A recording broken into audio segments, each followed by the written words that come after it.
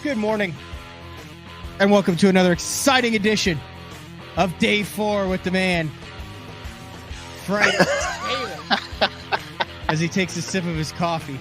Well, I'm going for dramatic effect with the music in the background, and I'm trying to incorporate more pauses into it so people can really get jacked up for Day 4 with Frank SCALISH, number 148 on January 25th, 2024. You got the coffee? I have. Piping hot? Piping hot, Black Rifle in my mug. Which Black Rifle are you? Firehouse brew. Okay. You know, cool. I gotta go with the Firehouse brew, man. I like it. I think mine is, it says JB on the little cup, so I think that stands for just black. Perfect. How you doing? I'm tired, man. So am I. So full disclosure, Frank and I have been up for a while because I'll be at Okeechobee next week. And full disclosure. What? Yeah, well, go for it, dude. Disclose. So I got a little chaos going on. So like an idiot, I forgot that I was out of contacts. So when I went to order more contacts, they were like, we haven't seen you in a year and 3 days.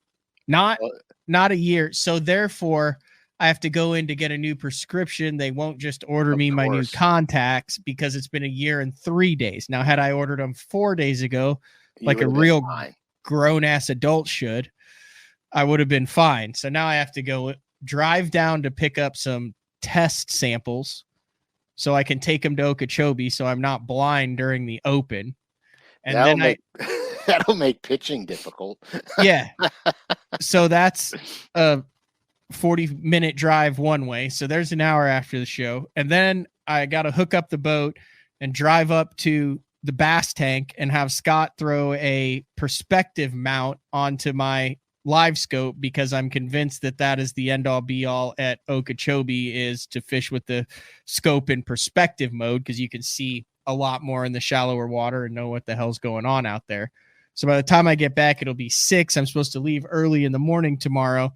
So I said, Frank, you want to get up at the crack of dawn and knock out next week's BTL? So I said, sure. Yeah. So we hopped up at 6. So next week's show is a really good show. We're 95% sure it's going to air. Is that a fair number? I'd say 99% sure. 99% sure that it's going to air. There's that 1% of holy crap. So if there is no show next week, then we got up and recorded at 6:30 in the morning for no reason. That's ironic. My office is in such disarray. Okay, so I don't function well like that. My personality, everything has function well. Like, well, all this is organized. It's super organized. It's just stuff that like happened. I've been working for a week to get ready for this event, like nonstop. Like, hey, today I'm doing this. Today I'm doing this. Today I'm doing this. And then these two things, like I was always planning on going. I was not planning on the contacts. But I was always planning on going to get the perspective on Thursday. But then we also had an ice storm on Monday and Tuesday. So that like shut everything down for Tuesday. And I'll be honest with you. I've been in your neck of the woods. When they say it's an ice storm, they're not lying. Like where we live, we'll get black ice where we live, but for the most part, we'll have snow, and you're not going to get the black ice really with snow on the ground. But we once in a great while we'll get it, and dude. So I would have to go pick my bass boats up when I was sponsored by Legend. I would have to go get my that's in Arkansas, right? Yes. And yeah. So, no. Yeah, and it's right. You know, you're in between Bull Shoals and Table Rock, basically, and you know how those roads are over there, right? They're all like this. So it was always inevitable. It would be early February or late January when I'd have to go get the boat. And so a buddy of mine goes, hey, dude, let me go with you. I got nothing going. I said, yeah, come on. It'll be cool. You'll see the factory, the whole 9 yards, right? So we leave to go down there, and I don't think nothing of it because I'm leaving basically snow, ice, and winter to go where for the most part, obviously this year not included, you guys usually don't have winter. You know what I mean? You'll have cold weather, maybe a dusting of snow here and there, but you don't have to really worry about towing your boat through there because the streets are usually pretty open. So we leave my house and it's a flipping blizzard. And we have this blizzard following us most of the way down there.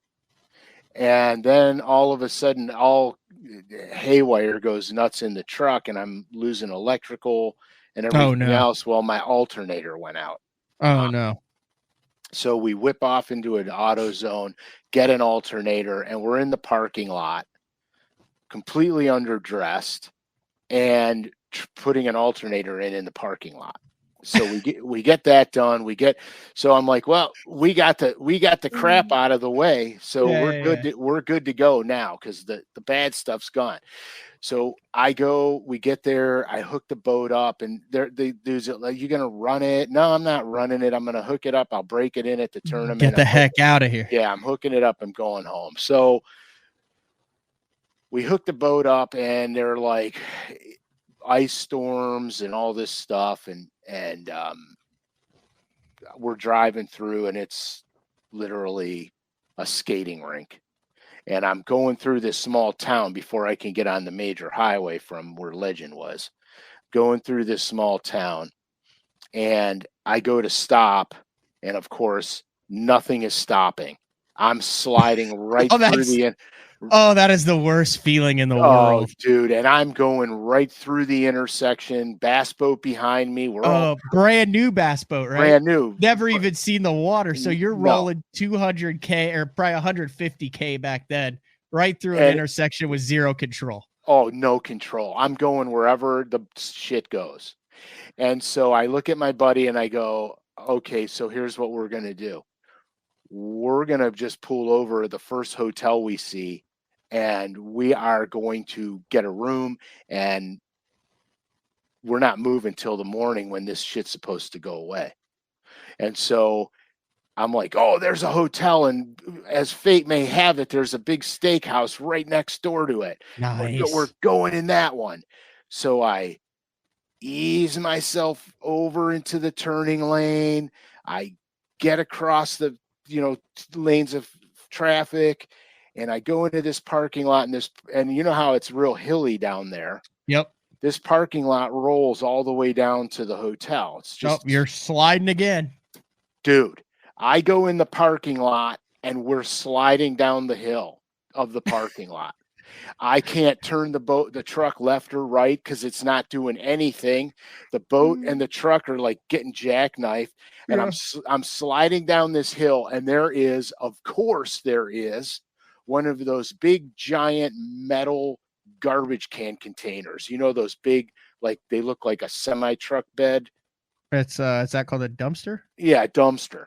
So I'm sliding right for the dumpster. I'm literally sideways, boat and truck, gonna hit the dumpster. Bam, sideways. And it's not like it's going 90 miles an hour. Oh, it's slow motion. But we're moving at a pretty good clip. And I look at my buddy. I go, Brian. I go, God dang it! I said, we're gonna bust this boat up. I'm not even 10 miles from the plant. We're going to bust this boat up. We stopped sliding 3 feet from hitting that garbage can. So he goes, what are we going to do? I said, I'm parking it right here, and we're going to walk down the hill to the hotel, and then we'll get it in the morning when all this stuff's supposed to melt away. And that's what we wound up having to do, but it was unbelievable. It was unbelievable. Yeah, ice is no fun, and then especially when you're towing a bass boat in a mountainous region that you're unfamiliar with. Oh, yeah, and every road there is like a snake. There's no straight lines, and of course you're on hills, where if you go over off the side of the road, it's not like it's a cornfield. You're going down somewhere. So, yeah, it was unbelievable. I know from experience as a 17-year-old that cornfields are a great place to land if you happen to go off the road at about 70 miles an hour. 100%, dude. Yep. 100%. Now, depending on what time of year it is, it might be difficult to get that vehicle out of the cornfield. Don't ask me how I know that. Exactly. So were you saying it was a wet spring?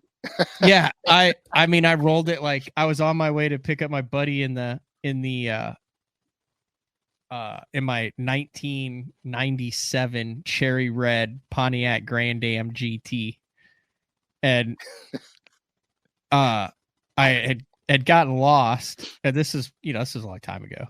I'm just going up and down the country roads because I knew eventually I'd hit his farmhouse. I knew I was in the right area, right? Yeah. And I go cement to gravel, and in my inexperience, I didn't drive out of it and got the wiggles down into the ditch. Woo, woo, woo, 3 or 4 times, way the hell out into the cornfield. Came to, and there were just night crawlers all over me because I had one of those big tubs next to me of like 20 dozen night crawlers that we were taking. Perfect. Every window was shattered, but I had a 9-foot eagle claw catfish rod that was curled into the car. Yeah. And I mean, this thing was beyond totaled. Like I was lucky to walk away from it, to be honest with you. And that's why I didn't get a ticket or anything. The guy was like, hard to give a ticket to a guy who should be in the hospital right now. Yeah. And that rod was sticking 4 feet out the back of the vehicle, unbroken. Perfect. Yeah, what are the odds of that? The odds. There's a lot of odds that took place in that day, Matt. May the odds be ever in your favor. The ice, I'm a little nervous about the Ouachita tournament I have coming up. I mean, that's right there in the mountains in Arkansas. I believe there's a place called the Ouachita Mountains, shockingly. And it's the second week of February. Yeah, just bring, get like a 50-pound bag of salt with you. That's good. And probably it might not hurt to throw a couple sandbags in there if it's going to look like it's going to be slippery in case you need to get some traction. Yeah, because if, and remember this, when you're backing down the ramp, if it's frozen and you start to slide, as soon as your trailer hits the water, you'll stop. You're going to stop. So that's brilliant. So instead of panicking and because I never thought about that. Yeah. We did that on Lake Norman one February. Everything froze, and the water was down. And you know how Norman ramps are, dude. Mm-hmm. And all these guys were, backing their boats, and me and Troy were fishing a tournament there.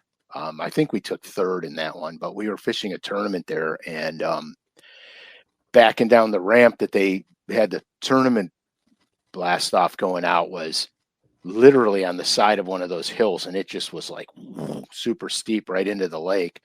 And I was backing up, and I started sliding because as everybody's pulling their boats out, water's getting everywhere, and then it's refreezing. It was like a skating rink. I started sliding, and I just made sure I stayed straight, and as soon as my trailer hit the water, I stopped.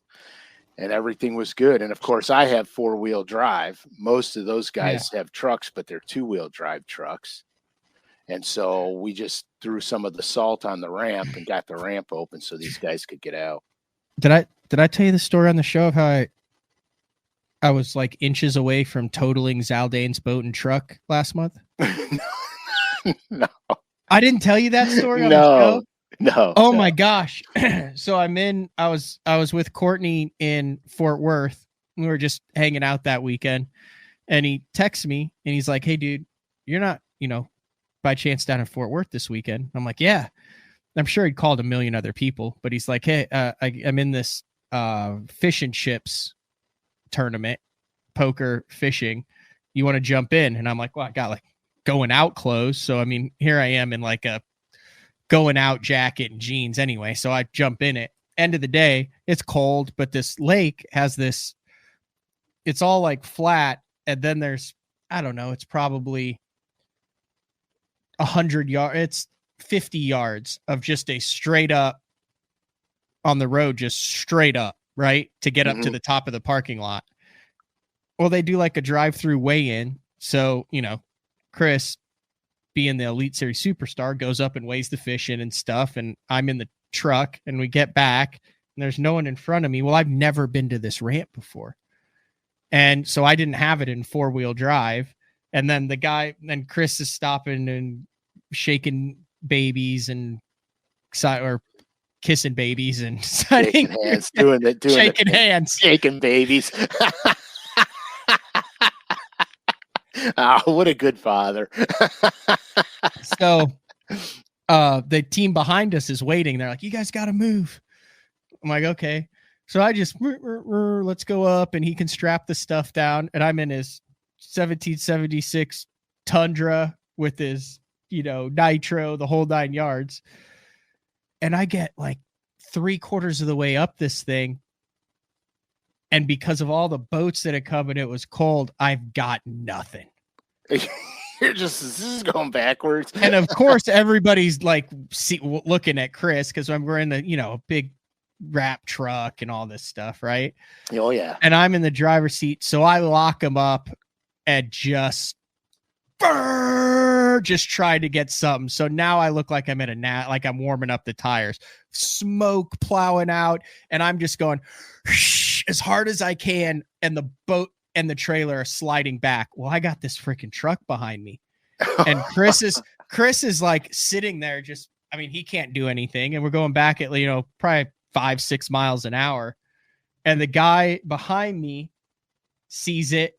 And now he's trying to back up, but it's right on a curve. So he's got one shot and about 5 seconds to execute a speedy backwards left-hand turn, or else Chris's prop is going through his grill. Perfect.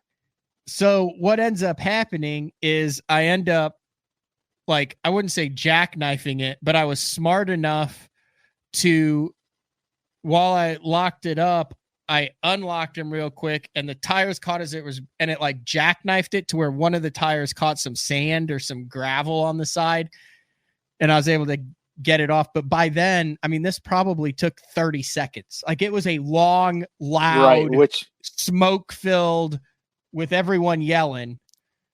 It was very embarrassing. But you never had it in 4-wheel drive? No, but then I put it in 4-wheel drive afterwards, and we climbed right up the hill. But I was terrified. Oh, yeah, I would be, because it's someone else's stuff. And he came up and was just laughing. He's like, the one time I turned the camera off. Probably. He probably was cracking up. No, he was 100%. So that's good stories. Last week, we did a Q&A show, Frank, and there were a couple questions which led to future shows. And this week is one of those shows. There was a question about boat positioning. Now, you don't have to worry about boat positioning in Ohio for a minute right now, do you? Is everything locked? The only position I have to worry about is how tight is my cover and how much snow is on it. Yeah. But now's a good time to think about it, to get a show that we can put in the archives that we can refer back to for the 2024 fishing season. So I guess the floor is yours. Let's talk a little bit about the importance of boat positioning today. Yeah. So, this is going to seem obvious to some, but there's tricks in here. But boat positioning is everything for the bite. Okay. So when I consider boat positioning, is I'm going to put my boat in a place to give me my most maximum efficiency for a catch and a land. All right. And so there's a lot of things that come into play. You've got wind, you've got current, there's just a lot of factors that come into boat positioning, plus what type of structure you're fishing or what type of cover you're fishing. There's a million things that go into, for me, thinking about how am I going to position my boat. So like, I want to tell you a small story. This actually involves KVD. We were in Florida, and I had this long row of cypress trees, and it had scattered isolated grass around them. But for the most part, you were fishing the trees and the knees of the cypress. And so I was I always work with the wind in my face, because then I can control my rate of travel as I'm approaching these things. I never, ever fish with the wind at my back. Plus, you can smell predators. Continue. Exactly. Plus, I know when the predators are coming. So I'm working into the wind. KVD wants the same stretch of cypress trees, so he's way up from me with the wind at his back, pushing him down this row of trees. So I'm going, and I'll move my boat, get my nose in my boat where I can make a roll cast and get it underneath the, you know how they got that lichen that hangs on some of those cypress trees? Yeah, it makes it look cool. Right. So I'll position my boat so I can get underneath it or in between them or whatever. And I'm meticulously fishing this stuff, and I'm literally just picking my way around through this stuff to make sure that I have not only the best casting angle, but if I hook a good one, I can get them out of where, because I'm square billing it. So I want to make sure if I hook a good one, I could get them out. So everything I'm doing is methodical. KVD's coming down there, and this bank was long. I mean, long. He got up to me so fast, and he had the wind at his back, and he had to go that way. Otherwise, he would have had to either come in front of me or go behind me. So he had no choice. And he's going down there, and he's casting. And he's like, "Hey, Frank, how's it going?" And he's getting up to me, and we start talking as he's coming to me. He never, ever missed a cast, and he never missed a beat. And he was hitting these. I mean, he could hit an ant in the ass with his lure. I mean, he was putting it in places that were microscopic, and what was he throwing? Square bill. Okay. And he never got out of his rhythm. And he comes up to me. He's like, "Hey, bud, you getting them?" I go, I got a few, nothing to write home about. He goes, "Yeah, me too." And he literally casts over my back deck, okay, into a spot like that big in between these cypress knees. The lure goes right in there. He lifts his line over my outboard and reels in and just keeps on trucking and never misses a beat. And I said, "Well, if I could cast like that, then I wouldn't give a crap which way the wind was blowing either." You know what I mean? Yeah. So to me, boat position is everything. All right. And I gave you that example because that dude can flat out cast no matter what. So, you know, whatever. But boat positioning for most guys is very critical. So into the wind, I'm always fishing with my nose into the wind. Always. Because I can control how fast I'm going. You have way more control. I hate on a trolling motor with the wind at my back. I absolutely can't stand that, because you're forced to do things differently if you're fighting the wind behind you instead of in front of you. It's like if you're forward facing, if you're live scoping and you got the wind at your back, you got to wait till you get around it to get the wind in your face so you could control how, you know, how you're moving. So that's the other thing. So, you know, if you're flipping grass flats, for example, like here, Florida, let's say you got this big giant grass flat, wind's blowing a little bit across the grass flat, and you know that you're going to be punching something or fishing in the grass pockets. Now, I've done this in New York a million times. And the wind's blowing, it's not blowing crazy, but it's blowing enough, but you can't work into the wind if you're in the grass. Okay, because there are times when the bass aren't on the edges of the grass. There are times when they're up in it. And so you can't work the trolling motor into the wind because you're grinding grass, you're making all kinds of noise. It's tough. So in that situation, I'll go upwind from where I want to fish, get into the grass, and then lift my trolling motor out of the water and let the wind gradually drift me down the center of the grass. And at that point, I'm going to pitch in front of the boat. So I'll be pitching in front before I get to the stuff, you know, before I get to where the strike zone is. So by the time I get there, I have a normal amount of line out and I'm in the zone, and I'll let the wind do the work for me. Again, It's boat control. It's controlled. I'm doing it on purpose. I've done that like in New York and Pennsylvania where the grass is not all the way to the top yet. I'll throw a drift sock out to slow me way down. Done a show on that. What's that? We've done a show on that. Yes, we have done a show on that. So I'll use the drift sock and the wind to my advantage, but I'm maintaining boat control. I'm drifting at the proper speed so I can fish effectively, and I'm covering the line on the grass that I need to cover. Mm-hmm. And so this is, this is very important. Heavy current situations, river systems and stuff like that, or lakes that have current. Like there are times when you'll be in a Tennessee Valley chain where they're running water and there's current throughout the system. I always run my trolling motor into the current because I need to have maximum boat control. And so by running into the current, I can control everything. Now, let's say you're fishing a tail race, maybe below Pickwick or something, and they're ripping water. You know what I mean? Then you've got to do it in reverse. So what I'll do is I'll go upstream. Like if I want to fish this bank, I go upstream, point my nose into the current, and I back drift down.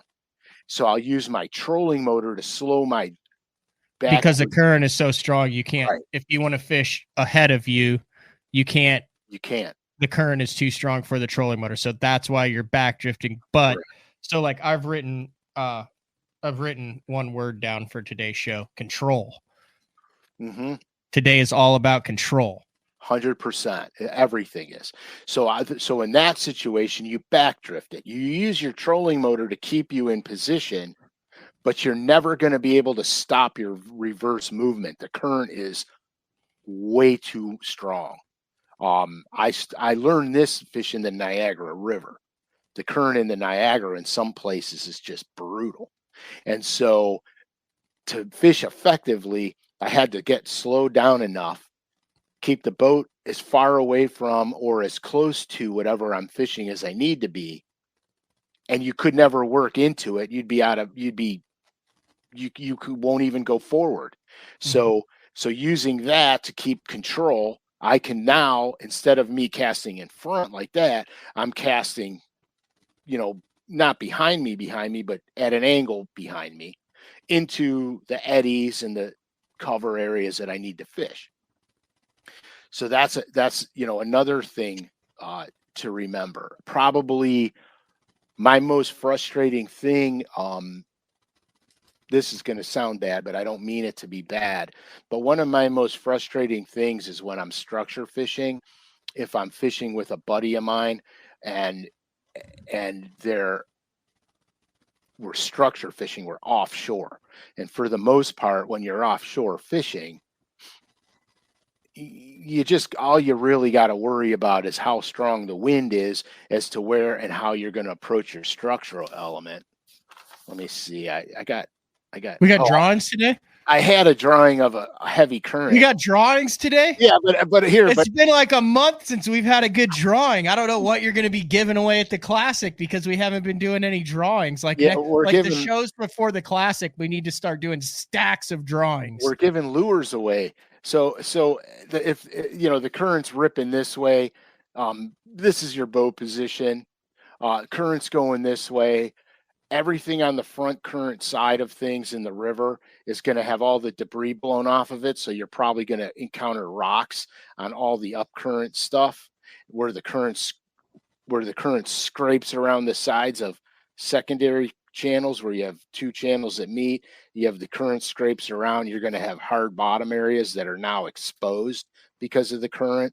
These are things that you can learn from current. Okay. Mm-hmm. But notice the boat positioning. I'm going into the current to fish all this stuff. And then you have to cast, like if you're moving a moving bait, you cast past it, bring it back with the current. Right. You're going to cast it out that way and you're going to bring it the way the current's moving. I don't know. Everyone loves the drawings. I think everyone wants drawings. Do you guys that are watching this live want more opportunity to get Frank's SCALISH one of a kind BTL used drawings. I'm so happy that you're volunteering me for this. I don't. Well, no. You're not actually doing it for.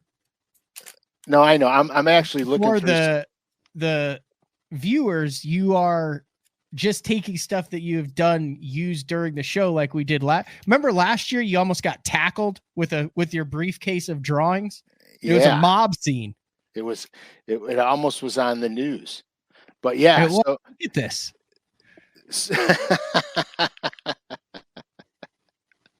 Yeah, well, I won't have enough drawings for this classic, so we'll have to make it another classic. But I got tons of stuff to give away at this classic, so don't you worry. We're gonna have a good time there. All right, back to the current topic.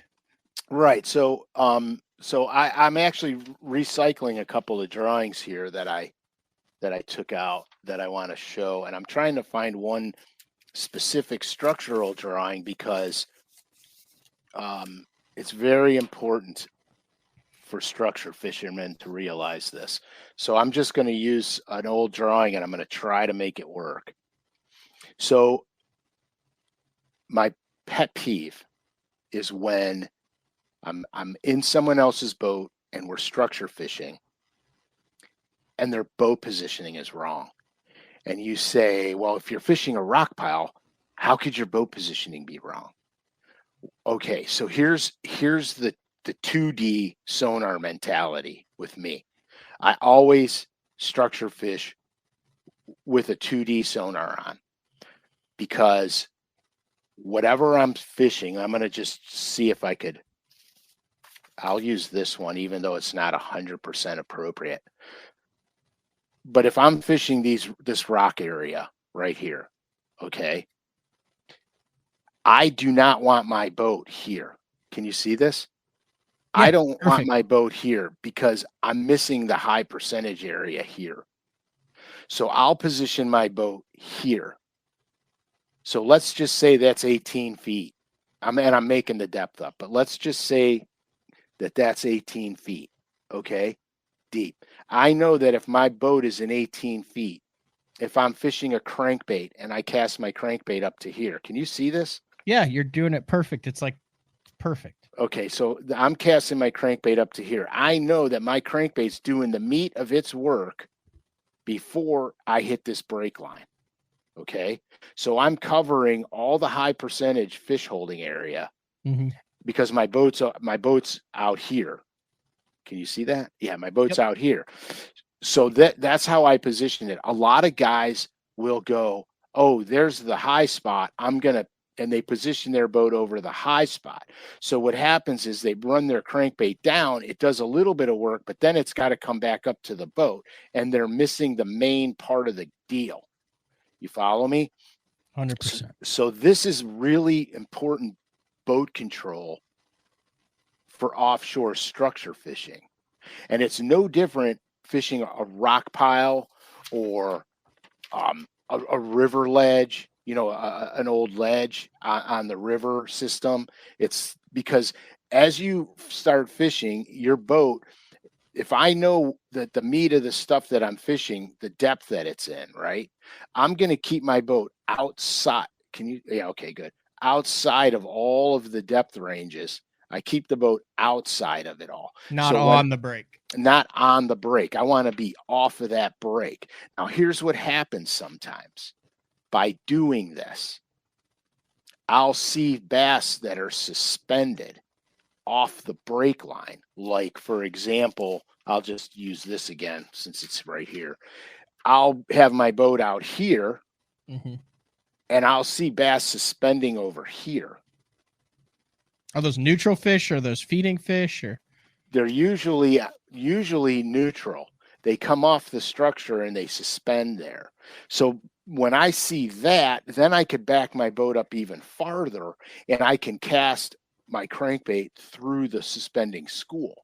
Where if I'm up on top of the stuff, I'm missing a main structural feature, and I would never see those bass out there. Now with forward-facing sonar, as you approach this stuff, you could scan it, and you could see the bass that are suspending out there if they are. Smallmouth do this notoriously. Yeah, that's great. So now with the forward faces sonar on anything that I plan on fishing offshore, I will shut down in the main river channel. I will shut down a football field away, get up, put it on high bypass, and then scan up to my waypoint. Yeah, because especially if there's smallmouth and spotted bass in the fishery, notorious for doing this. Where if the structural element you're fishing comes up to top, let's say it tops out at 15 feet, they'll be 15 feet high deep in the water column, but they might be 30 yards off of that. So they'll suspend away from it. They'll actually, if they're relating to this, they'll actually be here and suspend here. Yep. And you would never know it. They'll be like right under your damn boat, and you can't get a bait to them. Right. So the whole key to there, again, is boat control. We need to be able to know that we're making the most precise, efficient casts. Now, so if you're working the river ledge, okay, you have to with 2D sonar, I sneak up a little bit. So I know that if my 2D starts to rise, then I turn away a little and go back out. So I'm making sure that, like, if I said, hey, look, it's 19 feet here, so I got to keep my boat in 19 feet. But if I'm going, or 20, because it says 20 on the map, so we'll say 20. So if I'm going, oh, I'm in 20, I'm good. Oh, I'm in 20, I'm good. Oh, I'm in 20, I'm good. You didn't get any of this. Yep. So I sneak it up and keep it honest to see how the contours are changing. Nice. So you're just sneaking up, going back, sneaking up. That's the real way. That's the old school way to do it. Right. But it's 1,000% accurate. It's 1,000,000% accurate, because you're seeing that contour change, and then you just nose yourself back out again. And then you do it again, because you could lose if you just go into a certain depth range, you lose all this. Yeah, then you're just chucking into the middle of nowhere, and you're 3 casts away from potentially a winning school of fish and have no idea what you just did. 100%. And so conversely, if we're fishing something isolated, not connected to anything, all right, I'll do the same thing. But at this point, if I'm fishing something isolated like this, I've already side imaged it. I've already ran my 2D over it. I know exactly where the deal on the deal is. Okay. The only thing I don't know is, where did the fish reposition from when I found that structural element? So now what I'm going to do is, let's say I approach it from this way, because this is the key zone. This rock ridge is the key zone, right? So I approach it from this way. I make my cast and I don't catch anything. I don't leave it yet. I'll take my boat and I'll reposition it behind it, and I'll throw the opposite way on it. And I'll work it from deep to shallow, because sometimes those bass want the bait coming from the deep water up the structure to get it. A perfect, what's that say? Nothing. You just answered Lincoln's question. You asked it 10 minutes ago. And I figured, okay. I assumed you were gonna circle around and eventually get to that point. So there you go, Lincoln. Yeah. So here's a perfect example. A buddy of mine had a tournament on a local lake here, and at the time I was fishing Bassmasters, and he said, "Hey, can you come out and practice with me for a day?" And I said, "Where's what lake's it on?" He told me. I said, "We're not going to need a day." I said, "We won't need a day." So we go to the lake, and I'm not going to mention the name of the lake, but we go to the lake, and I come up on this structural element, and to be brutally honest with you, it was nothing more than a long point. That's all it was. And it's very similar to this right here, is what we were fishing. Little scattered gravel up on it. I'm talking about a point that's 50 yards off the bank, got some contour lines there. Right. And it's scattered. It had a good swing on one side of it. It had a good swing on the other side of it. But for the most part, the one swing was flat and mundane. The swing on the south side of it was much steeper and much tighter to the bank. Okay, so we pull up here and we approach it normally. I approach it from out here, and I start making my casts up to what I want to fish. The normal way, boat position is right there where my finger is. He goes, well, they're not here. And I go, no, I saw some fish on my 2D sonar. And so I said, we're going to do something. So I pulled the boat around and I put the boat right here. So you're up on, I'm just for the iTunes listeners, I'm just describing what you're doing. You swung around from the point where you were fishing it very traditionally. You're now on the shallow side of the point to where you can cast out towards the deep water. Right. And I'm going to tell you how shallow I was. If you went to back cast, you'd hit the trees behind you. Oh, so you were like bank fishing. I was literally almost on the bank. And so I told my buddy, I said, we have to check this because I saw fish. So we have to check this. And I fired a cast out deep to shallow. And we literally were catching them on every cast. And he goes, that's crazy. And I said, I'll prove it to you. I went back out and around and we fished the entire point, all the way around the point. We cross cast it. We did everything from deep to shallow, never got a bite. I said, watch this. We went back around. I put the boat on the bank. I go make one more cast out there. He makes another cast. Boom, he's loaded up. He's got another one. And so you have to change your angles when you're structure fishing, because I have seen a million times where the bass want it coming a certain way. And so you have to change your angles. That's why the boat control is so critical. Is that typically just because there's probably some sort of undetectable underwater current, even if you're not on a TVA or something? It could be wind generated. It could be some residual current or something that just those fish always face into the current. They always expect the bait fish or the bait to be coming a certain way. Yes. So it might not be the way that you're picturing it in your head. Correct. And so also the other thing too is I could almost bet dollars to a donut the fish were on crayfish. And so they wanted that crankbait rooting all the way up the thing. Mm-hmm. Where when it would break free and be free floating, they weren't chasing suspending balls of bait. They were feeding from the bottom. Mm-hmm. So I think that was the other way, but current is totally current will reposition fish in a second, because fish are going to go to their optimum feeding zone. And here's a thing to remember: actively feeding bass will be on the upcurrent side. Neutral or negative bass will be resting on the downcurrent side. And so that's what you have to take into consideration with current. Now, they're like Matt, perfect example, wind will generate current. Although it's very minimal, it will still generate current. And wind does something else.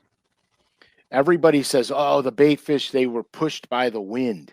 Bait fish are not pushed by wind. Bait fish feed on plankton. Plankton is moved around by wind and current. And so as the wind moves and the current goes, the plankton goes, and the bait fish follow their food source. And the bass that are chasing pelagics are following their food source. And so that's how that feeding cycle. And then we're following the bass. Right, and we're following the bass. Exactly. That's exactly how the feeding cycle works. Mm-hmm. And so you have to keep this in mind. The probably the most trickiest, I don't want to say boat control, but the most trickiest is vegetation edges, because you have several different kinds of vegetation. You'll have vegetation that just abruptly ends. It's like a vertical wall of grass that comes out. Mm-hmm. So if you're flipping it, traditionally slip, sinker, rig, jig, whatever, flipping it, you could pretty much get on that edge and work the edge around. Like if you know that the bass are 2 feet in, you could pretty much see on your 2D sonar, especially, up there's the grass, back it up, pitch, pitch, pitch, whack, whack, pretty easily. But crankbaiting grass, which is one of my all-time favorite things to do, is a little more tricky and takes a little more refined boat control, because no grass edge is a straight line. No grass edges. Grass, well, I don't have it, but grass doesn't all grow out to one defined edge and then straight. So you can't say that's straight for 300 yards. Right. There's going to be nooks and crannies, turns, outcroppings. There's going to be places where it's a sheer grass edge and places where the grass peters off. So if you're looking at this is an old map that I'm repurposing. So if you look, this could be a straight grass edge. Okay. It's on the first break in the lake. It's a straight grass edge. And if this is where your fish are located, you could get on there and you could work it. The deeper broken grass, it starts to get sparse and scattered as that break line meanders down. The light penetration or bottom composition will start to break that grass up. Generally speaking, cranking grass, that's the money shot right there. This is where you want to be, because usually you'll catch bigger quality bass here. But this is a tricky thing, because you're going to try to stay near that grass, and you're going to do the 2D sonar meander up, meander back trick. Okay, but some of that stuff is separated from the main grass, and you could actually go on the inside of probably one of the best spots. A condo that's a little bit separate that sticks out. It's like a willow tree when it's flooded that sticks away from the rest of the willow trees. It's like a dock on a road that sticks out further. It's just the same exact thing, except it's underwater and it's grass. It's isolated. It holds fish. Correct. So what I'm going to wind up doing in this situation here is I'm putting my boat on the deep part of the break where I know grass can't grow. As long as I could reach up here with a cast. If I can't reach up here with a cast, the beauty part about forward-facing sonar is now I could scope it and I could see where that vegetation is. Where before I was doing everything with 2D, and it was tedious because I couldn't be in a big hurry to keep going. So I would put my boat out here for the 2D guys. I'd put my boat out here where the grass stops growing. And I'm going to make a 45-degree angle cast. So I'm going to cast it up my crankbait or my Carolina rig or whatever I'm fishing up to here. Right. Now, if I'm cranking, because I love cranking grass, so I'm going to have to start slow with a very slow retrieve up here to walk the bait over the taller grass. As I get the bait over the taller grass, the mechanics of the crankbait are going to take it down. And so then I could walk it through whatever debris I find down there, rocks or stumps or whatever. I can walk it down through that. As soon as I come in contact with grass, I stop the retrieve, let the crankbait back itself up a little bit, and then I start the retrieve again. So I'm going to I hit the grass, I'm going to let it back itself up, then I'm going to slow my retrieve down and then go through. Where if I'm up here, I'm missing all of this. So again, boat control is everything. And if you're paralleling the grass, if you got a good steep break line, and the grass can only grow out to the edge of the break line, paralleling the grass, you could use your forward-facing sonar 100% to your advantage, because you could see the grass. So you can make more accurate casts to the edge, where with 2D sonar, you do the creep technique, you creep up, you see the grass, you creep back out, and you assume you're making a parallel cast. Well, a lot of times I'll make 10 or 15 casts, and they're always in the grass, and then I got to gradually work my cast out parallel. Once I get on that edge where I'm only ticking grass occasionally, I know I got the right cast, and that's how you usually get bit. But with forward-facing sonar, now you can see it underwater, so you're more apt to make the right cast right off the rip, or at least with 1 or 2 throws instead of 15 or 10. You know what I mean? So again, boat control, it's everything. Go ahead. This also works from the bank, Frank. We're talking about boat control here, but what I hear, you're talking about angles, which direction you're casting, going from deep to shallow. Like you can apply these, especially if you're around bridges or riprap, or can have access at a state park that has points based on which direction the wind is blowing. So even though it is 100%. boat control, this is applicable to those who also fish off the bank. Yeah. Oh, 100%, dude. I mean, when you pond hop, you do the same thing when you're pond fishing. Oh, we got to cast more parallel. They're right on that grass edge, and you're throwing the frog or whatever you're throwing, 5 feet off the bank, but straight, parallel to the bank. I mean, it's the same thing. This principle in the beginning of this whole thing, I said, I'm going to maximize my fish catching potential with boat control, or if you're on shore, with where you're going to place your cast based on what the terrain is in front of you. You know what I mean? So it's all predicated. This is all predicated to get more bites, to get more fish in the boat. Can you haphazardly run your trolling motor around and you're by something and cast and catch a couple? Sure you can, especially if you're in the grass. Sure you can. But are you going to catch the biggest? Are you going to catch the most? And are you going to be the most effective? That's the whole thing with today's little thing. Randall says he always listens on Spotify. Today he chose YouTube. Those drawings are beautiful. Thanks, dude. I'm glad you chose YouTube today. And those I repurposed some of those drawings. Yeah, no, that's because it was a timing element, man. You know what sucks? And I know you gave away and we have a bunch. I would have loved to have done a day 4 BTL drawing book with you. Even just the basic ones. Like that would have been awesome to scan those in and then come out with like a little signature series hardcover, like a coffee book. Yeah, I have a coloring book I did for Triton back in the day. Yeah, I think you've shown that. I did. But I wanted like a specific BTL. Could you imagine like a black hardcover book and it's got the green metallic BTL on it, and then on the inside there's like a little forward by you, little history of what you do, what you did, and then on each page you've got the drawings and on what show it was on and stuff. And I just maybe that's it would be cool. Do they do coffee books anymore? Coffee table books? Well, yeah, because they still do coffee tables. You know why? Because I'm in the process of ordering a new coffee table. Are you getting glass top or wood? No. I'm getting wood. Have you seen the new coffee tables that like you can actually, they turn them into a tray. So like it looks like a chest, but then you have storage underneath it, but then it actually like turns into like a TV tray, but it looks vintage. Yeah. They're phenomenal.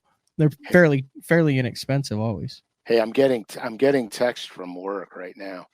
Is that good or bad? I'm not 100% sure. I swear if they're like, oh, the Perfect 10s aren't going to be out on time and we have to reshoot another show, I'm gonna lose it. Because I think we said when we recorded, I was an idiot and said, hey, this is the February 1st show. Oh, do you know how upset I would be? Oh, that's okay. Big deal. We'll be okay.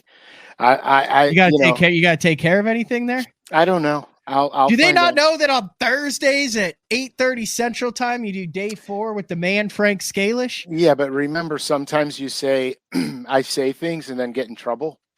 Oh yeah, you didn't say anything today that could get you in trouble. No, absolutely not. Absolutely not. To my knowledge. You never know. You never know. You know what? Because we talk about everything. That's right. Frank does whatever Frank wants. Damn right. Look, people think that my book. Oh, yeah, there we do. That's it. We're doing a Frank Scalish calendar. All right. I'm on it. We're doing it.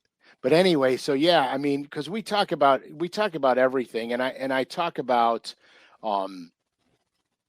all different types of baits from different manufacturers, pretty much no holes barred, because I'm only talk about my experiences. I only talk about the truth. So sometimes, if I'm talking about a shad wrap, Mm-hmm. oh well. If I'm talking about, Oh, a mega bass, speaking of oh cold well. water cranks, I was perusing LureNet this morning, and there is a handful of craw pattern spring crankbaits. Bandit 300 just came out with one. Here, let me pull it up. I almost forgot about this one, but this is in the paint shop right now. I mean, pretty much anything you need for cranking there: a Bandit 300, a Bandit 200, a Speed N, and a Deep Flat A, all in various late winter, early spring colors. Yeah, and the craw the craw colors are important in the spring because the crayfish will start to come out in mass in the spring as the water warms up. They start to come out in mass. They don't really hibernate like people used to think they hibernate, but they don't really hibernate. They just come out in mass. That was good underwater footage, man. Did you shoot that? No, I did not shoot that. But one of those crankbait colors is mine. There it is right there.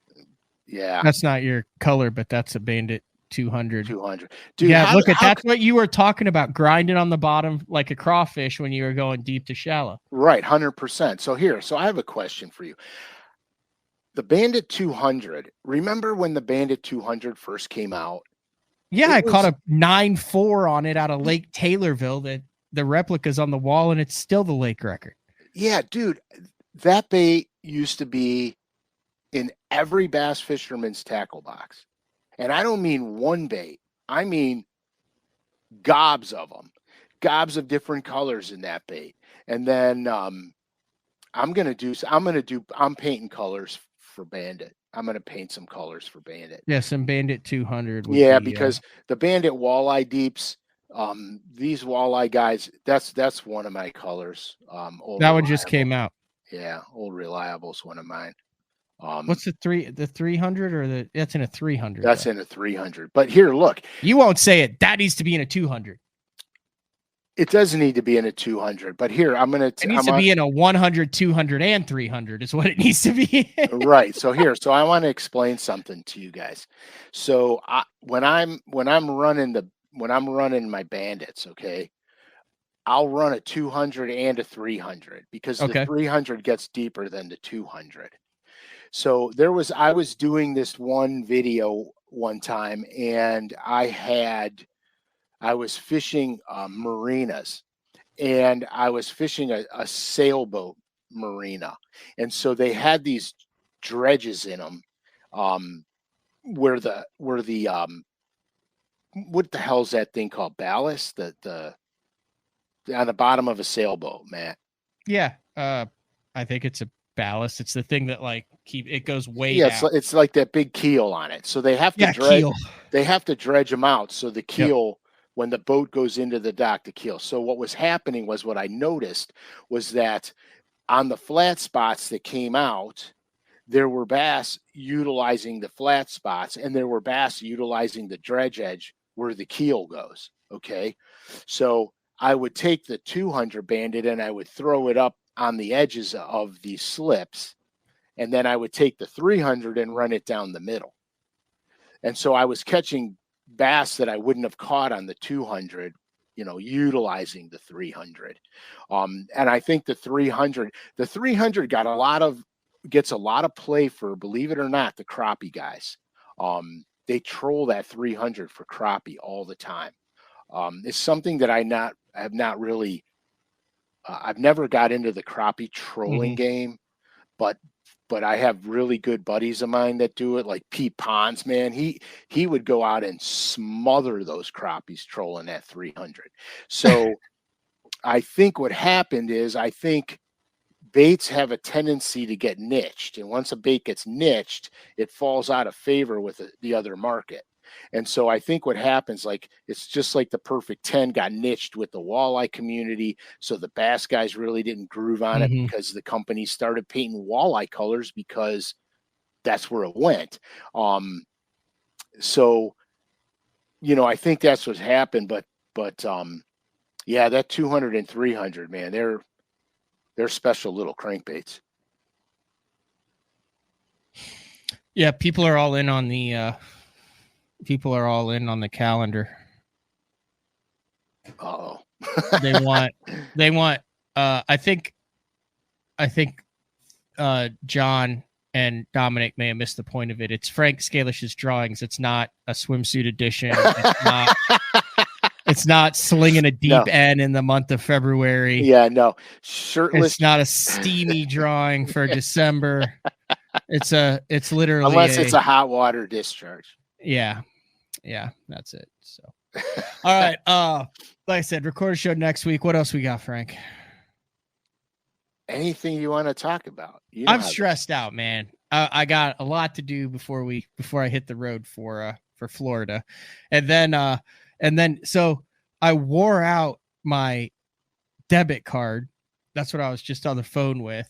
So I go into the bank, or my bank card, just the way it sits. So the strip didn't work, the electronic. So I went in. I was like, she's like, oh, I could print you out a new one right now. And I was like, oh, sweet. Same logo. It's got a little jumping bass on it, everything. And Perfect. She hands it back to me and goes, oh, anything that is linked to this card, though, the expiration date changed now. So you need to go into all of your accounts that are auto pay and change it. Well, hell, I've got so much stuff on auto pay. So now it's the end of the month. So I've changed what I can, but now I'm getting all of your so-and-so payment was declined. This was declined. That was declined, because then I have to go in, reset the passwords to all of them, because I don't remember when I did it 3 years ago. You know what I mean? And then change a 5 to a 7, and then everything is good. But I wish I had known about that before I said, hook me up with the new bank card. Yeah, it's never as easy as it's never as easy as they make it out to be. Believe me. I can't technology drives me crazy. Oh, you had a little meltdown this morning. Oh, yeah. No, you were calm, but I could tell that you were one thing away from screw it. Yeah. Truthfully, that's 100% accurate. Because, all of a sudden, everything works perfectly, and then all of a sudden it doesn't. Yeah. And it's like, there's no reason for this. Yeah. But it always happens. I thought I was being canceled. No. I'm getting canceled. But yeah, so whatever. But you guys gotta watch next week's show for sure. All right. Sure. Yep, I'll be in Florida. You'll be in Northern Ohio. I hope you're in Florida, and the sound that braid makes when the bass is trying to pull away from you, I hope you hear that frequently. And I hope it's followed by me screaming because it went directly into the freaking cut, and there's a 9-pounder that's just sawing it back and forth. And it's going to happen, and if it rains, look out, because it's going to as long as I land it. That's as long as I land the sucker. Hey, guys, I don't talk about this. I don't talk like Steve on this. He goes, Matt, you need a wife. And then Spencer replies, Matt, you do not need a wife. And then Anthony just says, good luck. I was hoping he's talking about the fishing. I think he's talking about the fishing. I don't even know what the hell I was talking about. You don't normally talk about this, you said. Nah, I don't know. There's a lot of stuff I don't normally talk about. Okay, we're good. Oh, I don't normally talk about this, but if you watch day 4 and you watch it on YouTube, I know we had some new YouTube listeners here, and you do not subscribe to Bass Talk Live. Now to subscribe, you just create a Google account. YouTube is part of that. And then when you go in, you can hit subscribe. When we go to sponsors and we talk about value, the thumbs up helps put the show kind of in an algorithm so more people can see it and watch Uncle Frank. And then the subscription helps when we're doing yearly content. I always say it was literally because of thumbs up and subscriptions and the increase that we saw on YouTube this past year that added 30 more day 5, or not day 5, but guide day shows in 2023. So if you guys are fans of BTL, fans of this, appreciate it, spend the 2 seconds to click subscribe, click a thumbs up. And then if you are listening on Spotify, iTunes, any of that stuff, give us a star rating and then leave a review or a comment. I literally go into those comments every single month, pluck out the comments, unless there's one that's like, hey, Matt, you should quit. You suck. And then I take those comments and put them in a document that goes to all of the BTL sponsors. Perfect. That's perfect. So, yeah, not the you suck at life ones. Those seem to come in waves by the same 2 or 3 angry people. It's always the same 2 or 3 angry people. All right, Frank, stay warm. Yeah, I'm headed to Florida. Good luck, man. Thank you. All right, good show. This has been another edition of Day 4 with the man Frank SCALISH.